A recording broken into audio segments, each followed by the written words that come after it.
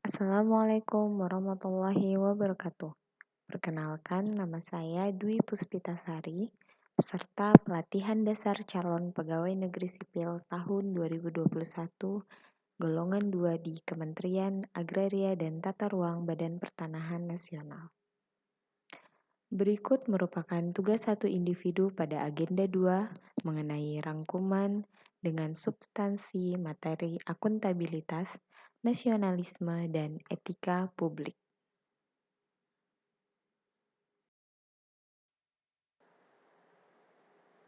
Akuntabilitas. Akuntabilitas sering disamakan dengan responsibilitas atau tanggung jawab. Namun, pada dasarnya kedua konsep itu memiliki makna yang berbeda. Responsibilitas adalah kewajiban untuk bertanggung jawab, sedangkan akuntabilitas adalah suatu kewajiban pertanggungjawaban yang harus dicapai. Akuntabilitas merujuk pada kewajiban setiap individu, kelompok, atau institusi untuk memenuhi tanggung jawab yang menjadi amanahnya.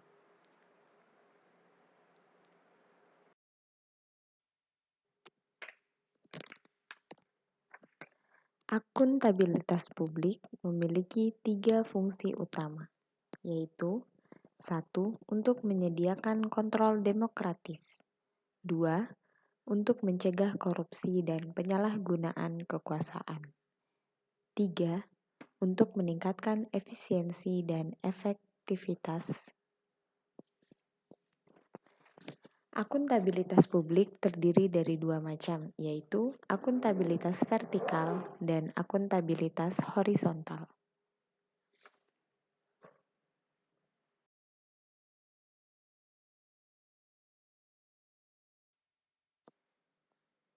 Amanah seorang PNS adalah menjamin terwujudnya nilai-nilai publik. Nilai-nilai publik tersebut antara lain: 1. Mampu mengambil pilihan yang tepat dan benar ketika terjadi konflik kepentingan antara kepentingan publik dengan kepentingan sektor, kelompok, dan pribadi. 2. Memiliki pemahaman dan kesadaran untuk menghindari dan mencegah keterlibatan PNS dalam politik praktis. 3. Memperlakukan warga negara secara sama dan adil dalam penyelenggaraan pemerintahan dan pelayanan publik. Dan yang keempat, menunjukkan sikap dan perilaku yang konsisten dan dapat diandalkan sebagai penyelenggaraan pemerintahan. Dalam mencapai lingkungan kerja yang akuntabel, ada beberapa indikator dari nilai-nilai dasar akuntabilitas yang harus diperhatikan, yaitu 1. Kepemimpinan. Lingkungan yang akuntabilitas tercipta dari atas ke bawah di mana pimpinan memainkan peranan yang penting dalam menciptakan lingkungannya. Kedua, transparansi. Keterbukaan atas semua tindakan dan kebijakan yang dilakukan oleh individu maupun kelompok atau instansi. Ketiga, integritas adalah konsistensi dan keteguhan yang tak tergoyahkan dalam menjunjung tinggi nilai-nilai luhur dan keyakinan. 4. Tanggung jawab adalah kesadaran manusia akan tingkah laku atau perbuatannya yang disengaja maupun yang tidak disengaja. Tanggung jawab juga berarti berbuat sebagai perwujudan kesadaran akan kewajiban.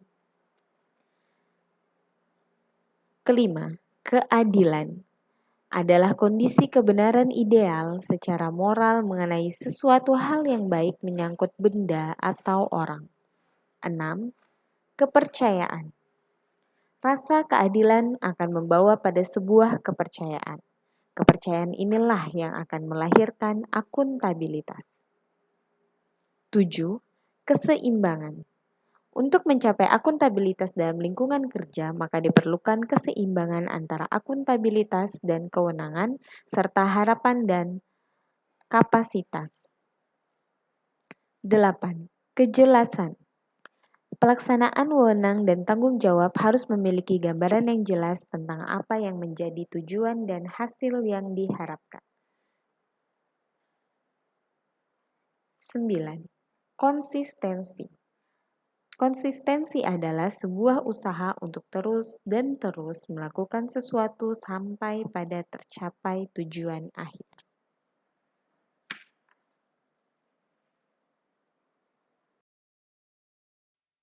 Akuntabilitas memiliki 5 tingkatan yang berbeda, yaitu 1. Akuntabilitas personal. Akuntabilitas personal mengacu pada nilai-nilai yang ada pada diri seseorang seperti kejujuran, integritas, moral, dan etika. 2. Akuntabilitas individu. Akuntabilitas individu mengacu pada hubungan antara individu dan lingkungan kerjanya, yaitu antara PNS dengan instansi sebagai pemberi kewenangan. 3. Akuntabilitas kelompok. Pembagian kewenangan dan semangat kerjasama yang tinggi antar berbagai kelompok yang ada dalam sebuah institusi memainkan peranan yang penting dalam tercapainya kinerja organisasi yang diharapkan. 4. Akuntabilitas organisasi. Akuntabilitas organisasi mengacu pada hasil pelaporan kinerja yang telah dicapai, baik pelaporan yang dilakukan oleh individu terhadap organisasi atau institusi maupun kinerja organisasi kepada stakeholder lainnya. Dan yang kelima, akuntabilitas stakeholder. Akuntabilitas stakeholder adalah tanggung jawab organisasi pemerintah untuk mewujudkan pelayanan dan kinerja yang adil, responsif, dan bermartabat.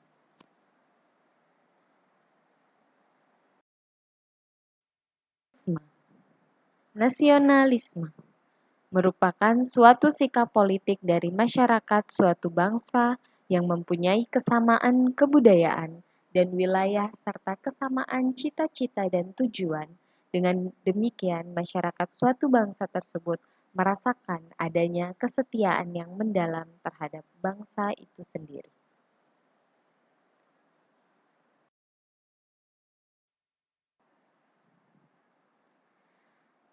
Adapun prinsip-prinsip nasionalisme yaitu 1.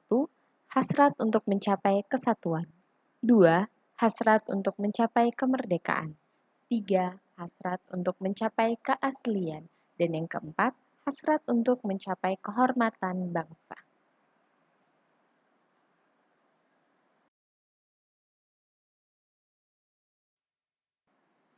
Terdapat 5 indikator dari nilai-nilai dasar nasionalisme yang harus diperhatikan, yaitu 1. Sila pertama, ketuhanan yang Maha Esa. Dengan berpegang teguh pada nilai-nilai ketuhanan diharapkan bisa memperkuat pembentukan karakter dan kepribadian, melahirkan etos kerja yang positif, dan memiliki kepercayaan diri untuk mengembangkan potensi diri dan keyakinan alam yang diberikan Tuhan untuk kemakmuran masyarakat. 2. Sila yang kedua, kemanusiaan yang adil dan beradab.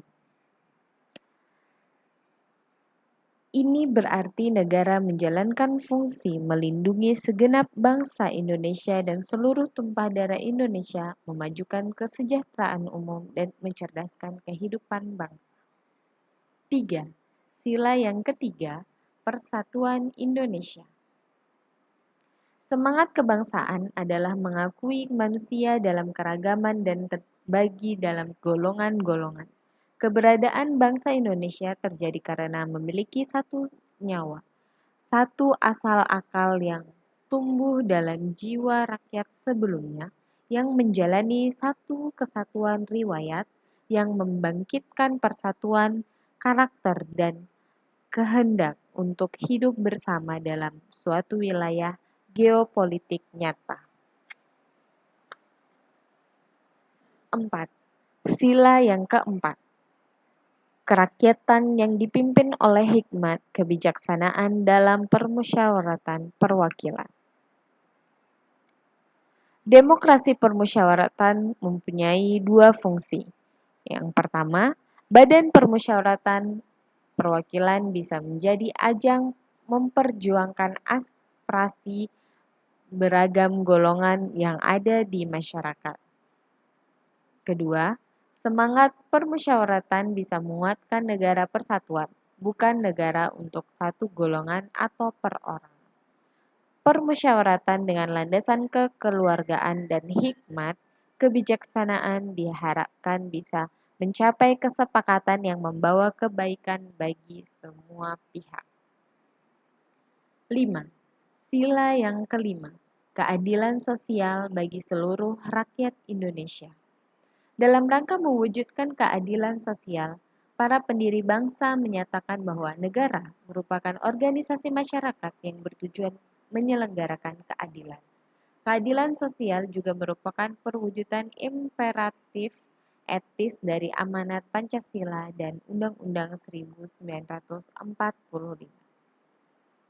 Peran negara dalam mewujudkan rasa keadilan sosial antara lain, perwujudan relasi yang adil di semua tingkat sistem kemasyarakatan, mengembangkan struktur yang menyediakan kesetaraan kesempatan, proses fasilitas akses atas informasi layanan dan sumber daya yang diperlukan, serta dukungan atas partisipasi bermakna atas pengambilan keputusan bagi semua orang.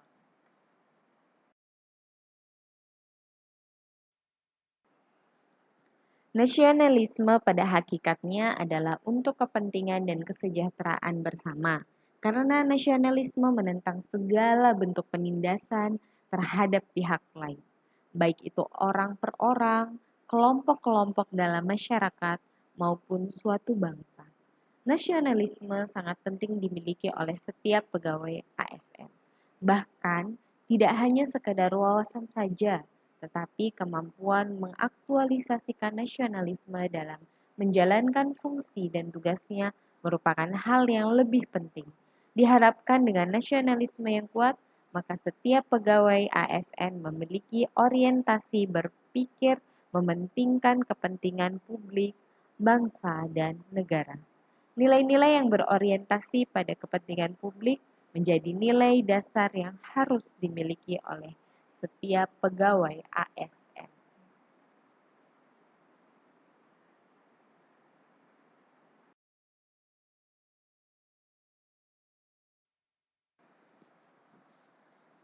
Etika publik. Etika dapat dipahami sebagai sistem penilaian perilaku serta keyakinan untuk menentukan perbuatan yang pantas guna menjamin adanya perlindungan hak-hak individu, mencangkup cara-cara pengambilan keputusan untuk membantu membedakan hal-hal yang baik dan buruk serta mengarahkan apa yang seharusnya dilakukan sesuai nilai-nilai yang dianut. Konsep etika sering disamakan dengan moral, padahal ada perbedaan antara keduanya. Etika lebih dipahami sebagai refleksi yang baik atau benar, sedangkan moral mengacu pada kewajiban untuk melakukan yang baik atau apa yang seharusnya dilakukan.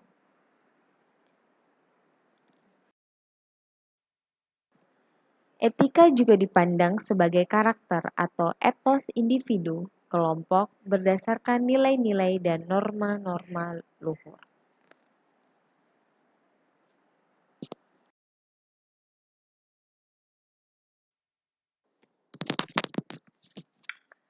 Kode etik adalah aturan-aturan yang mengatur tingkah laku dalam suatu kelompok khusus. Sudut pandangnya hanya ditujukan pada hal-hal prinsip dalam bentuk ketentuan tertulis. Kode etik profesi dimaksudkan untuk mengatur tingkah laku atau etika khusus suatu kelompok khusus dalam masyarakat melalui ketentuan-ketentuan tertulis yang diharapkan dapat dipegang teguh oleh sekelompok profesional tertentu.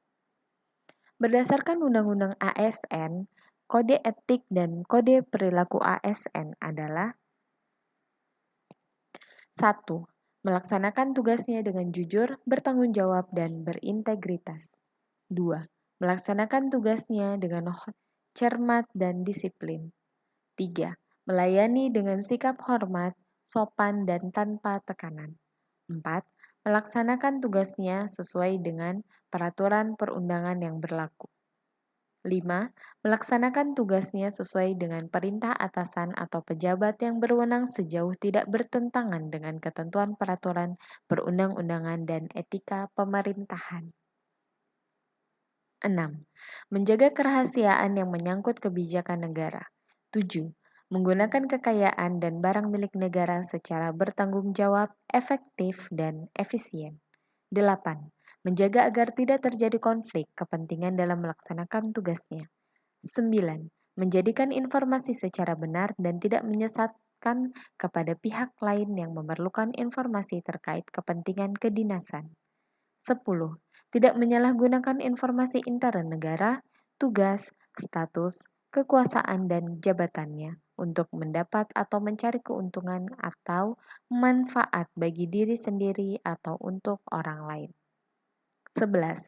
Memegang teguh nilai dasar ASN dan selalu menjaga reputasi dan integritas ASN. 12. Melaksanakan ketentuan peraturan perundang-undangan mengenai disiplin pegawai ASN.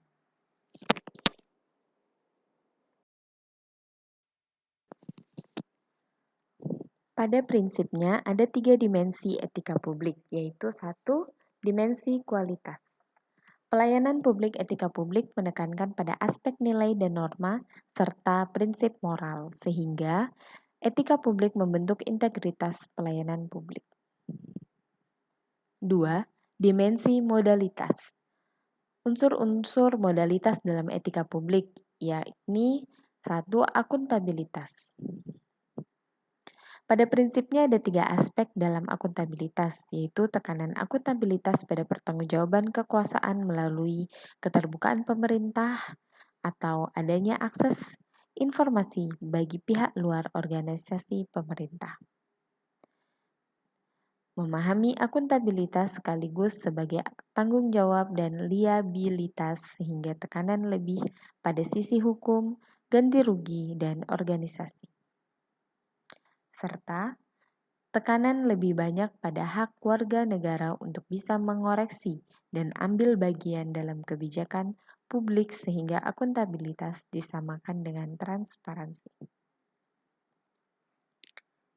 2. Transparansi mengandung arti bahwa peraturan prosedur pelaksanaan harus jelas dan lengkap dan dapat diketahui oleh pihak-pihak yang melaksanakannya. 3. Netralitas. ASN dari pengaruh partai politik dan untuk menjamin keutuhan, kekompakan, dan persatuan ASN, serta dapat memusatkan segala perhatian, pikiran, dan tenaga pada tugas yang dibebankan, ASN dilarang menjadi anggota dan atau pengurus partai politik. Prinsip ketiga dari dimensi etika publik yaitu dimensi tindakan integritas publik. Integritas publik dalam arti sempit yakni tidak melakukan korupsi atau kecurangan. Pembentukan moral, niat baik yang didukung oleh lingkungan dan pengalaman yang menyediakan infrastruktur etika berupa sarana yang mendorong dan memberikan sanksi bagi yang melanggar norma-norma dalam pelayanan publik.